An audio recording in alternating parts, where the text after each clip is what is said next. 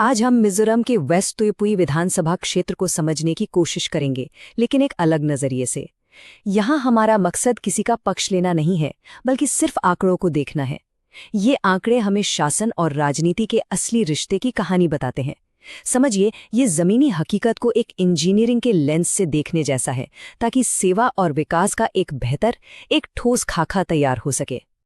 देखिए, ये जो नक्शा है ये सिर्फ एक लकीर नहीं है जमीन पर। ये गर्वित चकमा समुदाय का घर है। इनकी पहचान, इनकी जड़ें इसी मिट्टी से जुड़ी हैं। अगर यहाँ की राजनीति को समझना है तो पहले यहाँ के लोगों की लोकतंत्र में जो गहरी आस्था है उसे समझना होगा। वो सिर्फ वोटर नहीं है, नहीं, वो अपनी किस्मत खुद लिखने वाले लोग हैं, सक्रिय भागीदार। और यही चीज, यही सक्रियता इस इलाके को इतना इतना दिलचस्प बनाती है। तो चलिए देखते हैं कि हमारा सफर कैसा रहेगा।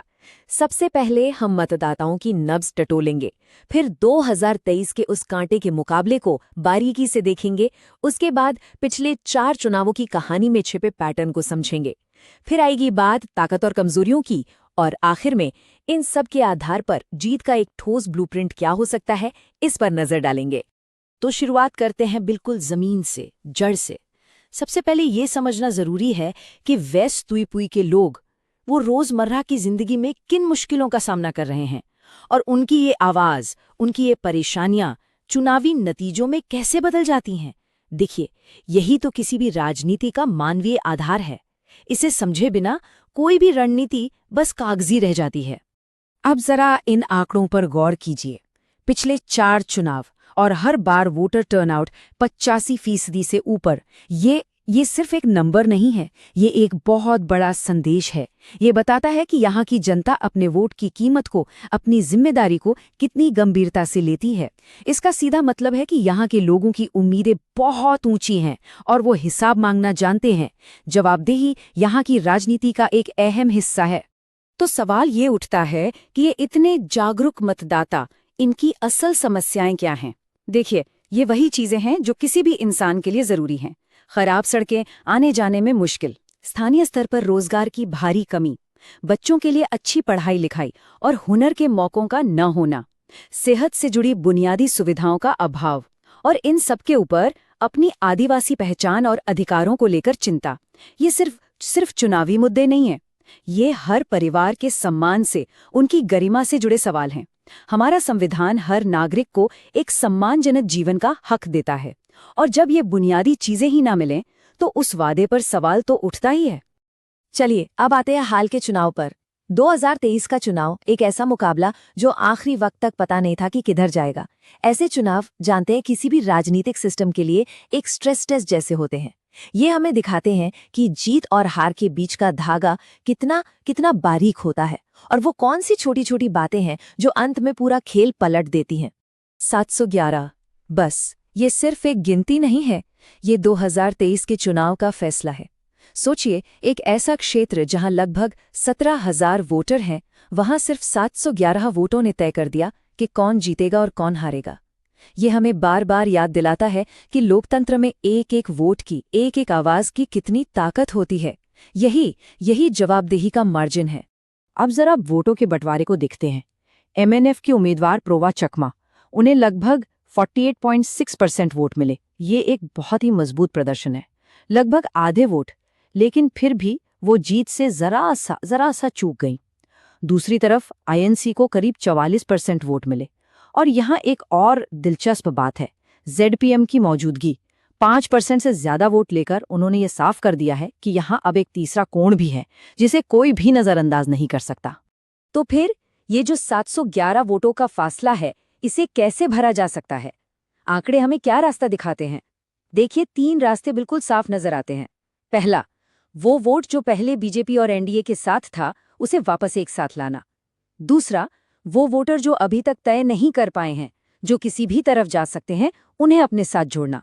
और तीसरा, जो सबसे ज्यादा जरूरी है, पूरी बातचीत को, पूरे नैरेटिव को जमीनी मुद्दों पर ले आना, यानी चकमा समुदाय का विकास, उनका सम्मान, उनकी बेहतरी। आज को समझने के लिए थोड़ा पीछे चलना जरूरी है। हमें अतीत के पैटर्न्स देखने होंगे। तो अब हम पिछले 4 चुनावों के आंकड़ों में गोता लगाएंगे और खास तौर पर 2018 और 2023 के बीच जो एक बहुत बड़ा वोट ट्रांसफर हुआ उसकी कहानी को समझेंगे। ये कुछ ऐसा है जैसे हम राजनीति की सिस्टम मेमोरी को पढ़ रहे हों। ये स्लाइड शायद इस पूरे विश्लेषण का सबसे अहम हिस्सा है। ध्यान से देखिए, 2018 में बीजेपी का वोट शेयर था 27% से ज्यादा और 2023 आते आते ये सिमटकर 2% से भी कम रह गया। तो सवाल ये है कि ये सारा वोट गया कहाँ? आंकड़े बिल्कुल आईने की तरह साफ हैं। ये पूरा का पूरा वोट बैंक सीधा एमएनएफ की तरफ शिफ्ट हो गया और इसी वजह से एमएनएफ का वोट शेयर 25% से उछलकर लगभग 49% पर पहुंच गया। ये कोई मामूली बात नहीं थी, ये एक बहुत बड़ा राजनीतिक फेरबदल था। अगर हम एमएनएफ के सफर को देखें तो ये किसी रोलर कोस्टर राइड से कम नहीं रहा है। 2008 और 2013 में उनके पास एक ठोस जमीन थी। फिर 2018 में बीजेपी के मैदान में आने से वोट बंट गए और एमएनएफ का प्रदर्शन काफी कमजोर हो गया। लेकिन 2023 में जब ये वोट वापस एक साथ आए तो यही एकीकरण उन्हें जीत के दरवाजे तक ले आया। ये साफ दिखाता है कि जब एक वोट बैंक एकजुट होता है तो उसकी ताकत क्या होती है। तो फिर इस सब से हम क्या सीख सकते हैं? सबसे बड़ा सबक यह है कि 2030 का जो नतीजा था वो किसी नई हवा या नई लहर की वजह से नहीं था। नहीं, वो तो पहले से मौजूद एनडीए समर्थकों के एक जगह इकट्ठा होने की कहानी थी। इस एक बात को समझना भविष्य की किसी भी रणनीति के लिए पहली ईंट रखने जैसा है। सेंटिमेंट पहले से ही था, बस उसे एक ठिकाना मिल गया। तो आंकड़ों की कहानी हमने समझ ली। अब इन आंकड़ों की रोशनी में भविष्य की तरफ देखते हैं। देखिए, किसी भी अभियान को कामयाब बनाने के लिए अपनी ताकत, अपनी कमजोरी, सामने दिख रहे मौके और आने वाले खतरों को समझना बेहद जरूरी होता है। तो चलिए वेस्ट त्रिपुई के लिए एक ऐसा ही स्वॉट एनालिसिस करते हैं। तो ताकत क्या है? सबसे बड़ी ताकत तो यहाँ के जागरूक वोटर ही हैं और साथ में राष्ट्रीय गठबंधन का सपोर्ट। कमजोरी, उम्मीदवार नया है जिसे अभी अपनी पहचान बनानी है और पार्टी का संगठन भी जमीनी स्तर पर बहुत मजबूत नहीं रहा है। अब आते हैं मौकों पर। सबसे बड़ा मौका है 2018 वाले बीजेपी वोटों को पूरी तरह से अपने साथ जोड़ लेना। और खतरा है ZPM का बढ़ता हुआ ग्राफ और वोटरों की वो ऊंची उम्मीदें जिन्हें पूरा करना एक बड़ी चुनौती होगी। ठीक है, तो अब इस सारी जानकारी का क्या करें? इसे एक कामयाब रणनीति में कैसे बदलें? इसी के लिए हमने एक 4 तरफा ढांचा तैयार किया है। हम इसे चतुर्मुख सिद्धांत कहते हैं और ये सिर्फ चुनाव जीतने का फॉर्मूला नहीं है। नहीं, ये शासन देने का, गवर्नेंस डिलीवरी का एक ब्लूप्रिंट है। तो क्या है इसके 4 चेहरे? पहला है चुनावी चेहरा, मतलब हर एक बूथ के लिए बारीक से बारीक प्लानिंग। दूसरा है संगठनात्मक चेहरा, यानी जमीन पर कार्यकर्ताओं की एक ऐसी टीम जो हर वक्त तैयार रहे। तीसरा है नैरेटिव, यानी एक ऐसी कहानी विकास की, सम्मान की, जो सीधे लोगों के दिलों तक पहुंचे। और चौथा है संसाधन, मतलब गठबंधन से मिलने वाले फंड और स्कीमों का बेहतरीन इस्तेमाल। जब ये चारों चेहरे एक साथ एक दिशा में काम करेंगे तभी बात बनेगी। और जब हम नैरेटिव की बात करते हैं तो इसका मतलब सिर्फ नारेबाजी नहीं है, बिल्कुल नहीं। इसका मतलब है लोगों के मन में जो सपने हैं, जो उम्मीदें हैं, उन्हें अपनी आवाज देना।